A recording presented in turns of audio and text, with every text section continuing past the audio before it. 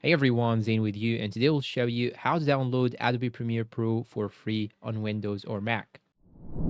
Okay, the first thing that you should do is to simply go and open your browser. Then you want to search for Adobe, just like so. Then you want to go and click on Adobe Creative Cloud. Then go and click on Start Free Trial. Now you're going to go for any one of these options. Simply, I'll go for monthly, but you should make sure that you have this individual. Then you want to go and click on Add a 7 free trial. Then I'm going to click on Continue. And now here, as you can see, you want to click on this option right here, the first option. And here, as you can see, you will pay nothing. You just have to add your email address right here. And the good thing is that you can actually check this box and make them do not contact you via the email, but I will leave it like so. Then you want to go and hit the continue. Then you want to sign in to continue with your trial. And the good thing is that you can actually continue with Google. And after that, you'll have to provide your payment information. Then click on agree and subscribe. Then you want to go and set up your password. Now, after you do all these steps, the thing that you should do right now is to simply go and search for Adobe Creative Cloud and download it. So here I have Adobe Creative Cloud.